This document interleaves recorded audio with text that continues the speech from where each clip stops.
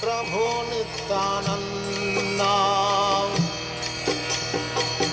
Sri Advaita Gadadhar Sivasadi Gaur Bhakta.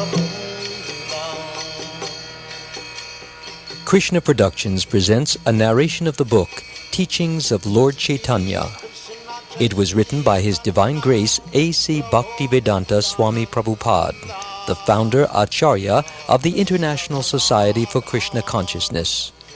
In this context, the word Acharya means a person who is perfected in God consciousness and who also teaches others, both by precept and example, how to perfect themselves.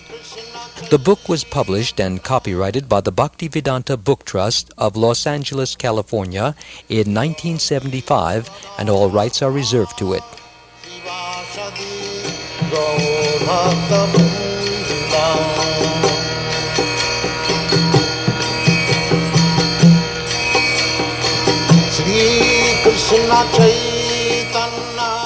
And now I, Amal Bhakta, the narrator, offer my respectful obeisances to the lotus feet of my spiritual master, Srila Prabhupada, who is very dear to Lord Krishna, having taken shelter of his lotus feet. He is kindly preaching the message of Lord Chaitanya and delivering persons all over the world from the clutches of impersonalism and voidism.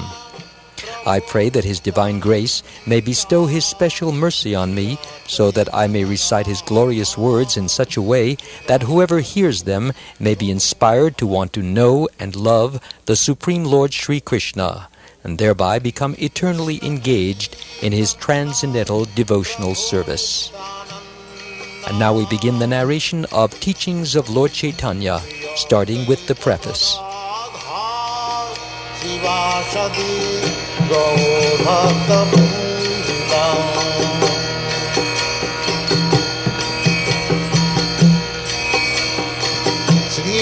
Krishna Chaitanya Prabhu Nityananda.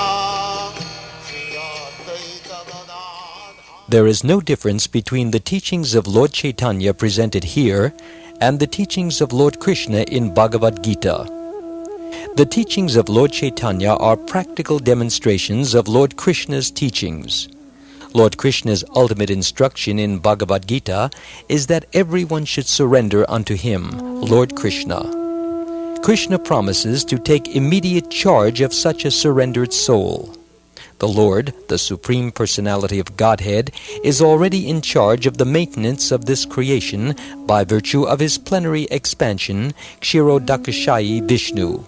But this maintenance is not direct. However, when the Lord says that He takes charge of His pure devotee, He actually takes direct charge.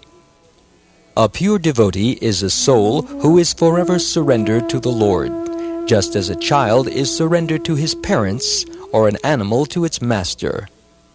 In the surrendering process, one should 1. Accept things favorable for discharging devotional service. 2. Reject things unfavorable. 3. Believe firmly in the Lord's protection. 4. Feel exclusively dependent on the mercy of the Lord. 5. Have no interest separate from the interest of the Lord. And 6. Always feel oneself meek and humble. The Lord demands that one surrender unto Him by following these 6 guidelines. But the unintelligent so-called scholars of the world misunderstand these demands and urge the general mass of people to reject them. At the conclusion of the 9th chapter of Bhagavad-gita, Lord Krishna directly says, quote, "Engage your mind always in thinking of me, offer obeisances and worship me. Being completely absorbed in me, surely you will come to me." Unquote. From the Bhagavad-gita, chapter 9, verse 34. However, the scholarly demons misguide the masses of people by directing them to the impersonal, unmanifest, eternal, unborn truth rather than the personality of Godhead. The impersonalist Mayavadi philosophers do not accept that the ultimate aspect of the absolute truth is the Supreme Personality of Godhead. If one desires to understand the sun as it is, one must first face the sunshine, then the sun globe, and after entering into that globe, come face to face with the predominating deity of the sun.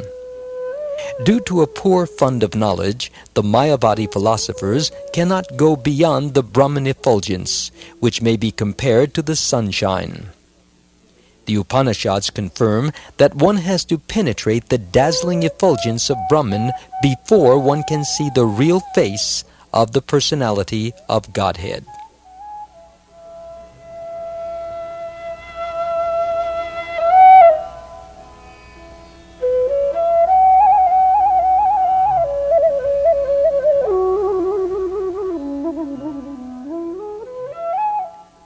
Lord Chaitanya therefore teaches direct worship of Lord Krishna, who appeared as the foster child of the king of Braja.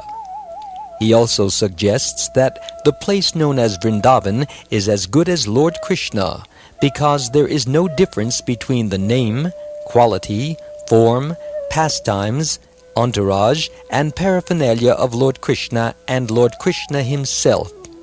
That is the absolute nature of the absolute truth.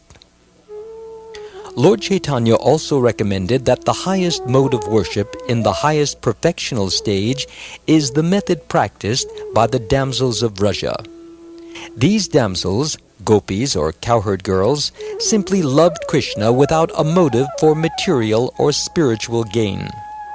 Chaitanya also recommended Srimad Bhagavatam as the spotless narration of transcendental knowledge, and he pointed out that the highest goal in human life is to develop unalloyed love for Krishna, the Supreme Personality of Godhead. Lord Chaitanya's teachings are identical to those given by Lord Kapila, the original propounder of Sankhya Yoga, the Sankhya system of philosophy. This authorized system of yoga recommends meditation on the transcendental form of the Lord. There is no question of meditating on something void or impersonal. One can meditate on the transcendental form of Lord Vishnu even without practicing involved sitting postures.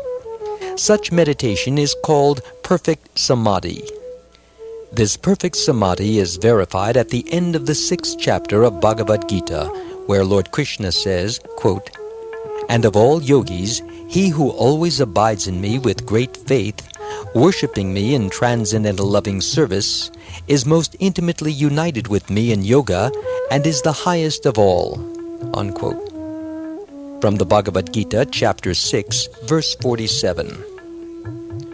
Lord Chaitanya instructed the mass of people in the Sankhya philosophy of Achintya Bheda Bheda Tattva, which maintains that the Supreme Lord is simultaneously one with and different from His creation.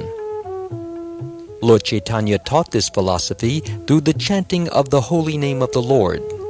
He taught that the holy name of the Lord is the sound incarnation of the Lord, and that since the Lord is the absolute whole, there is no difference between His holy name and His transcendental form.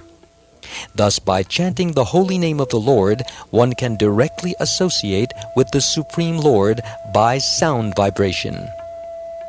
As one practices this sound vibration, he passes through 3 stages of development: the offensive stage, the clearing stage, and the transcendental stage.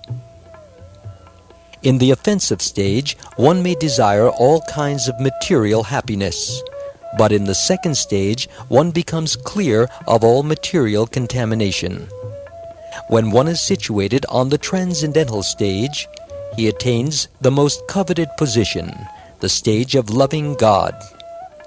Lord Chaitanya taught that this is the highest stage of perfection for human beings.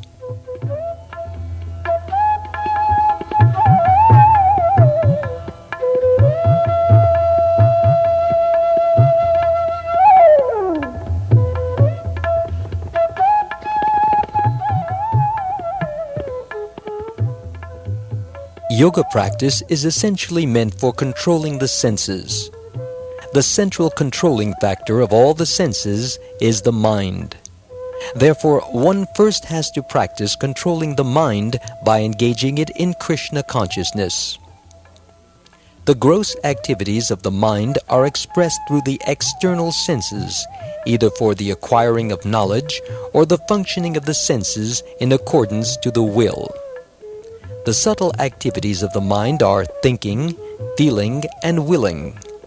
In accordance to one's consciousness, the individual is either polluted or clear.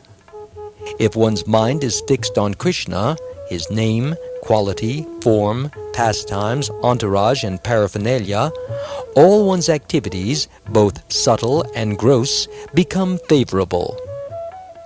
The Bhagavad Gita's process of purifying consciousness is the process of fixing one's mind on Krishna by talking of his transcendental activities, cleansing his temple, going to his temple, seeing the beautiful transcendental form of the Lord nicely decorated, hearing his transcendental glories, tasting food offered to him, associating with his devotees, smelling the flowers and tulsi leaves offered him, engaging in activities for the Lord's interest, etc.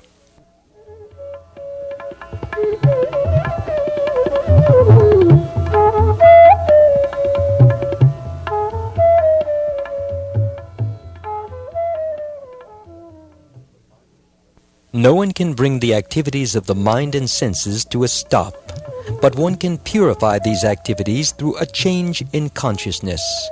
This change is indicated in Bhagavad Gita when Krishna tells Arjuna of the knowledge of yoga whereby one can work without fruitive results. Quote, "O son of Pritha, when you act by such intelligence, you can free yourself from the bondage of works." Unquote. From the Bhagavad Gita, chapter 2, verse 39. A human being is sometimes restricted in sense gratification due to certain circumstances such as disease, etc. But this is not the prescription.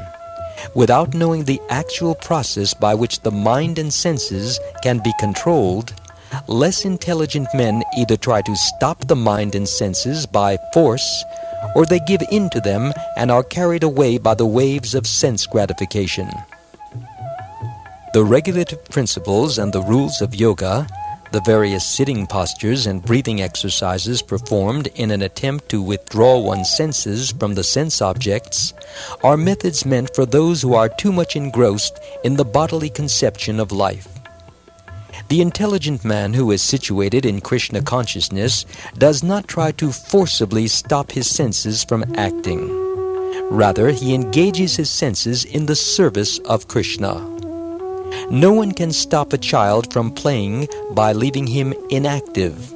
A child can be stopped from engaging in nonsense by being engaged in superior activities. The forceful restraint of sense activities by the 8 principles of yoga is recommended for inferior men. Being engaged in the superior activities of Krishna consciousness, superior men naturally retire from the inferior activities of material existence.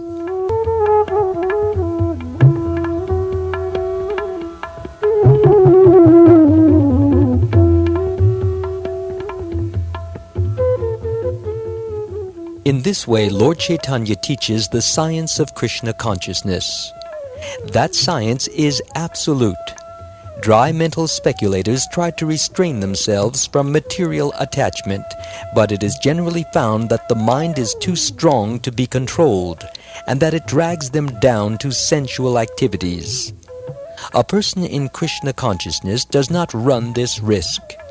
One has to engage his mind and senses in Krishna-conscious activities, and Lord Chaitanya teaches one how to do this in practice. Before accepting sannyas, the renounced order, Lord Chaitanya was known as Vishvambara. The word Vishvambara refers to one who maintains the entire universe and who leads all living entities. This maintainer and leader appeared as Lord Sri Krishna Chaitanya to give humanity these sublime teachings.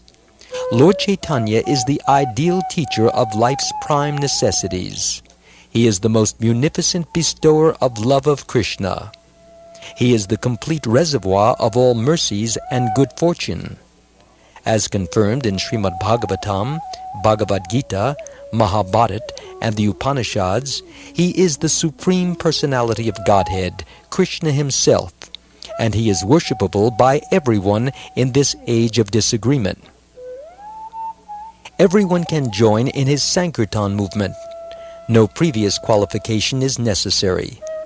Just by following his teachings, anyone can become a perfect human being.